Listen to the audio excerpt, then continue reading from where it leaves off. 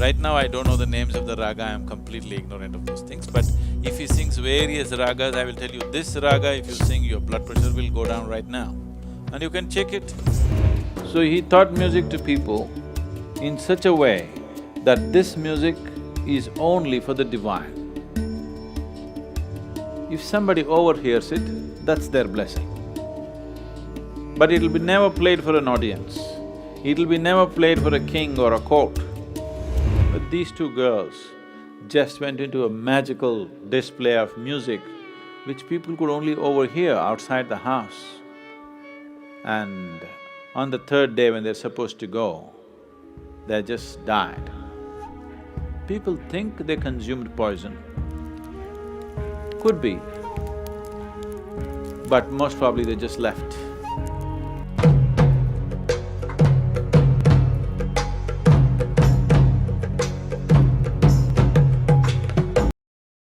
See, when I was young, when you're young, naturally your body is dominant, you know. So, though my parents are steeped in classical music, we completely hate it, we can't stand it. We are into Western music, okay? We just… not one time have I ever heard it. If they switch it on, I will go. But the moment I started meditating, suddenly the classical music just became suddenly music for me. What I could not stand, the moment I became quiet, immediately I want to listen to this. It just changed my whole perspective of the sound. Because I became silent within myself, suddenly the Indian classical music became so important for me. And wherever it is, I'm just almost like a beggar, I'm going there to listen.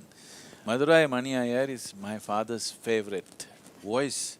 If they turn on Madurai Mani Iyer, me and my brother will run away somewhere. But once I started meditating, there was no way. This is the only thing I could listen to. All the other music just fell apart in my mind, you know.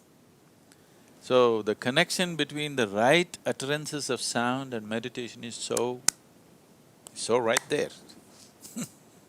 बाबा जी ने खुद सिद्ध कर दिया कि मैं पहले I was addicted to western music and जब मैंने ध्यान करना शुरू किया, योगा करना शुरू किया, तो मुझे मैं पता नहीं कब अपने भारतीय संगीत में चला आया।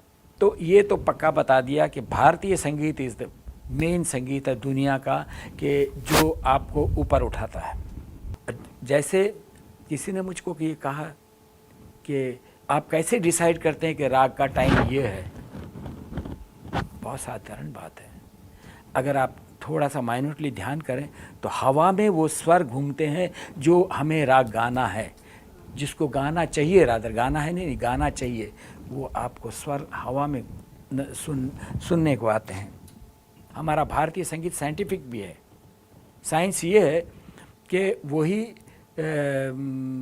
सुबह का ऋषभ है जो भैरव में है, वही शाम का ऋषभ है जो मारवा में है, वही शाम का ऋषभ जो पूरी धनाश्री में है, मगर तीनों अलग अलग है। एक ऋषभ, कोमल ऋषभ। कैसा साइंस है। और मैंने कहा ना कि हम लोग जो है 22 श्रुतियों में गाते हैं। हर एक राग की श्रुति जो है अपने आप बनती है। जिसको अच्छी सही तालीम है उसको सही अपने आप बनती है। उसको सोचना या कहना नहीं पड़ेगा कि भाई ये देखिए मैं ये श्रुति गा रहा हूँ। अगर उसने कहा कि मैं ये श्रुति गा रहा हूँ तो वहीं खंडित, मतलब ध्यान खंडित होके और वो श्रुति यूँ हो जाएगी। तो हमारा शास्त्रीय संगीत तो आराम से भगवान तक ले जाता है, क्योंकि ये वेरी शॉर्टकट रूट है। और इसमें अगर आपकी कुछ योग शक्ति आपकी मिल जाए तो अद्वितीय हो जाती है, उसकी डबल शक्ति हो जाती है, आपको रॉकेट में बैठा के ले जाएगा। One of the first things that we learn as meditators, since we're talking about sound, is Om chanting.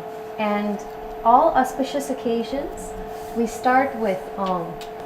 And why that? What is the significance of Om itself? It's a marriage of the three sounds. These three sounds are the only three sounds that the human system is capable of. Other sounds are only a mixture of this. You just experiment with yourself. If you remove this tongue, or if you just keep it still, not using it, you will see the only three sounds that you can utter are ah, oo and The only three sounds you can make without the tongue. Tongue is being used to mix these three sounds and produce all the other manifestations of sounds. Mixing them in permutations and combinations, you can produce millions of sounds. So these three sounds are known as the basic sounds or the fundamental sounds in the existence. There are beautiful stories telling like this, if Shiva sits and utters three arms, a whole new creation will happen. It is not about… See, these things need not be looked at as a factual thing, that if Shiva sat there and did he utter three arms, that is not the point. What is being said is, the whole existence is a reverberation. This is modern science. It's a vibration of energy. Where there's a vibration, there is bound to be a sound. Where there is a sound, there is creation. So all these sounds are a manifestation of these three sounds. These three are the root sounds. Like today we know that if you take a color television, there are only three color webs. Using these three color webs, we can produce every other color. Similarly, using these three sounds, you can produce every other sound. I think in the system of music that he has grown up, I think the first sound is always ah, simply ah. So in India, we have this thing that for children we teach the sound ah, that's why amma, appa, this one, that one, whatever, everything is ah because ah is the basic sound. And this not in one language, across the world, everywhere sound ah is the basic sound. So these three sounds, if you utter them, they have different things happening in the body. These three sounds are the only three sounds that exist in the system naturally. All other sounds you can produce by mixing. If you utter these three sounds carefully, if you sit in a certain way and utter these three sounds, you will notice, if you utter ah, it carries the reverberation right across the body. It starts just about 3/4 of an inch below the navel and takes it right through the body, because this is the only place where in the energy system, as there is a physical body, there's an energy body. This energy body comprises of 72,000 nadis. These 72,000 nadis meet only at one place, that is just beneath the navel. So this is the maintenance center in the body, this is known as the Manipuraka in the yoga. This is the maintenance center. Even when you were in your mother's womb, your maintenance pipe was connected right here. So this is the sound ah. If you say ah, it spreads right across the body. These sounds have also been identified or ascribed to different forms of divinity. This is Vishnu's sound, his maintenance. You know, among the three forces of Brahma, Vishnu and Shiva, Brahma is the creator, Vishnu is the maintenance person, Shiva is the destroyer. These are three fundamental processes in creation. Sound ah is concerned with maintenance. So people who are seeking well-being start off ah. There are yogis who simply sit here and do nothing else, because they are not interested in that, they're just interested in destroying the limitations of who they are, nothing else. So, the nadis themselves carry reverberations. If you utter oo, the sounds will spread in a certain way. If you utter they spread in a different way.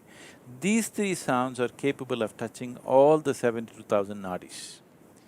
This is something, we have done it in a limited way, but we can explore this in a very big way. For every sound, we can make you conscious as to which part of the body touches. Which nadi will become active when you utter a certain sound. If you say, hey, what happens in the body? You know, very rudimentary sounds I'm using when you're meditating, I say, hey, that's all. I cannot sing like him. If I could, I would have done that for you, but because I cannot sing, I say, hey. Because every sound activates a certain dimension of your energy system. So these three sounds together, as a combination, activates the whole system, because these are the three fundamental sounds. All other sounds are a manifestation. Some very fabulous experiments on the laboratory level has been done these days. How these three sounds can actually produce every other sound. Three instruments producing these three sounds, other instruments which mix these sounds, just as your tongue is doing, it produces every other sound. There's one person in Chennai who's doing a phenomenal amount of research in this direction. So, sounds can be used for well-being, for health. Just uttering, I don't know if they've recognized that, but if he goes on singing many ragas, I will tell you, if you sing this raga, your blood pressure will go down. You understand? Right now I don't know the names of the raga, I am completely ignorant of those things, but if he sings various ragas, I will tell you, this raga if you sing, your blood pressure will go down right now. And you can check it. 15 minutes raga for the singer and the listener, your blood pressure will go down. These people are experiencing in a concert. They may not be medically, measuring it, but people are experiencing, they listen to something and they become like this. They listen to a certain sound and become loving, they listen to a certain sound and become joyful, they listen to a certain sound and become aggressive. This is happening, isn't it? This is happening, isn't it so? Sounds are creating not only emotions, they also are changing the very chemistry of your system. So what kinds of sounds you're exposed to does various things to you, or what kinds of sounds you are generating also does various things to you. Why? One of the first things that you do if you want to go on spiritual sadhana, first thing is shut up. Because stop uttering all the ugly sounds, just shut up. You just stop talking, so many things about you will change. Simply because you are no more causing the damage by uttering wrong sounds. So the classical Indian music is to a mathematical precision, has recognized which sound can do what. And they have evolved these things in such patterns. I feel unfortunately, there are exponents of music who know it by experience. There are certain half-baked scientists who know something about the sounds and they know the benefits, they measured this and that. But there is no one person who is like him, at the same time a scientist who can do all those things. When that happens, it'll be good, or at least if two people get together like that, it'll be good, where all these things can be explained in modern terminology. Right now what he does is purely in experiential sense. People know it happens, but if somebody comes and asks questions, how does it happen, they don't know, they say it's all your rubbish emotion, that's all. You too identify with your Indian nonsense, so it happens to you. It needs to be put out, somebody needs to work on this, where it is expressed as today's science understands it. Today's science has a very rudimentary expression. Why I say this is, today's science has survived only because of the technological devices it has produced. If it does not throw out gadgets, nobody would value this science because it has no life significance of any kind, except for producing conveniences and comforts. So this is a different kind of science. Now, sitting here and singing about Shiva, what will you get? Nothing you'll get, but life will happen. I thought we came here so that life happens to us, not because we get a camera or a cell phone or some damn thing. We came here because we want life to happen to us, isn't it? The only reason why a human being is alive here is because he wants life to happen to him. So this is a science of making life happen to you. This is not a science of producing this and that. That also could be done, actually. Using the sounds, that also could be done. But that's not the focus, that's never been the focus of this culture. This is about making life happen in highest level of intensity and beauty. And music is the closest thing to meditativeness that way. There are stories and legends like this in India about various musicians, particularly one who became very famous, it's called Tansen. So Tansen had such mastery, if he does the rain raga, rain will happen. They say he used to light up lamps, he will do the fire raga and focus his mind upon the lamp and light it up without a matchstick. So he was a master. Tansen's guru was Haridas produced many musicians of that caliber. Only Tansen became famous because he was willing to sing for the king. All the other disciples of Haridas refused to sing to anybody else except the divine. Haridas means a slave of the divine. So he taught music to people in such a way that this music is only for the divine.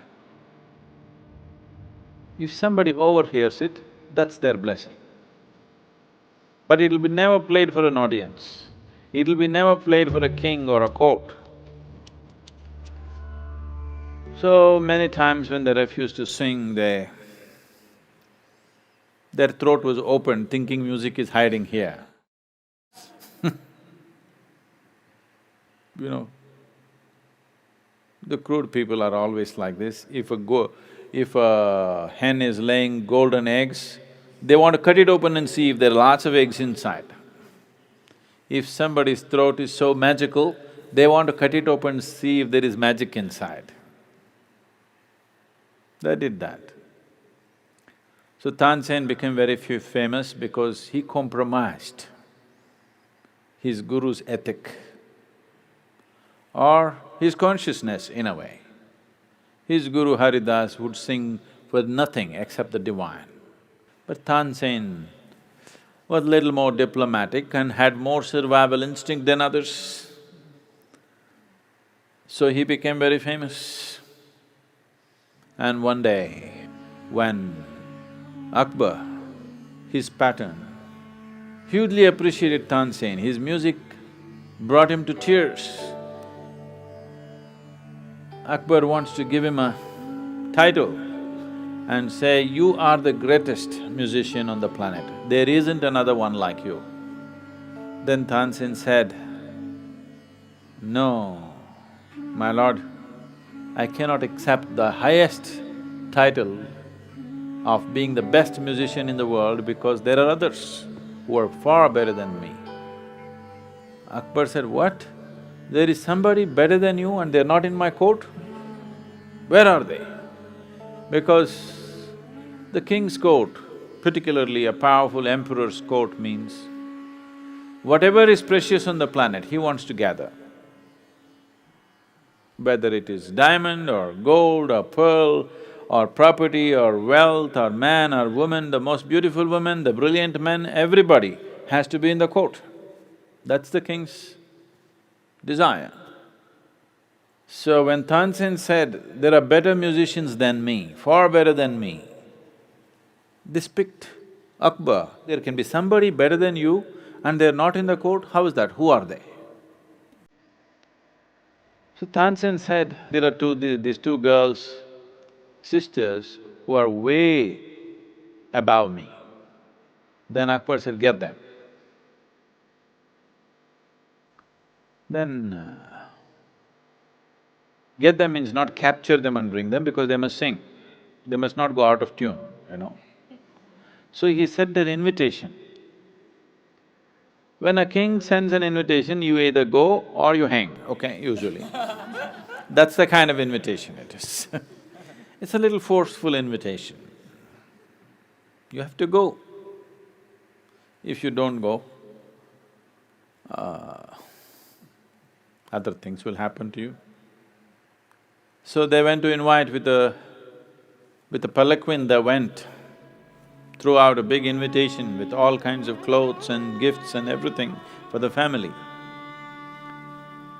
So the girls saw this, they said, "You wait for 3 days, because right now we are having our periods, we cannot travel."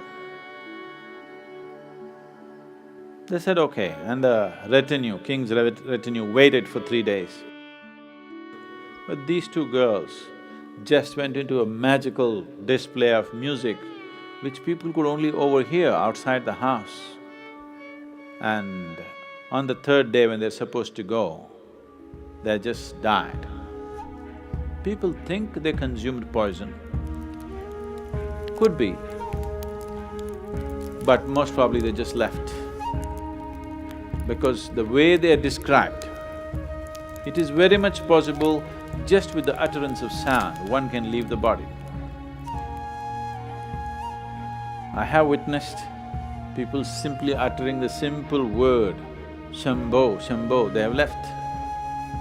Any number of people have left in the tradition like this. So both of them died. And when this news went back to Akbar, Akbar felt very disturbed. Why would they die? They could have come to my court, I would have treated them like queens. I would have given them anything they wanted. Why would they give up their life?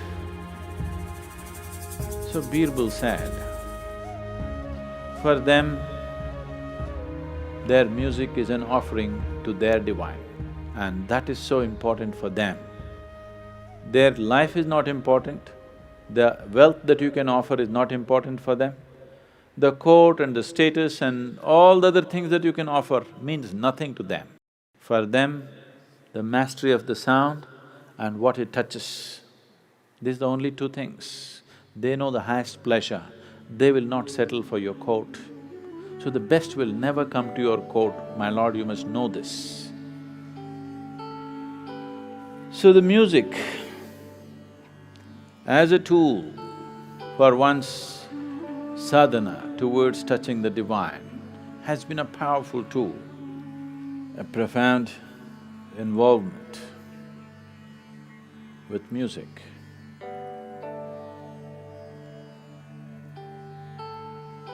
Can also become a key to delve into deeper dimensions of creation. One who delves deeply enough into creation cannot miss that which is the source of creation.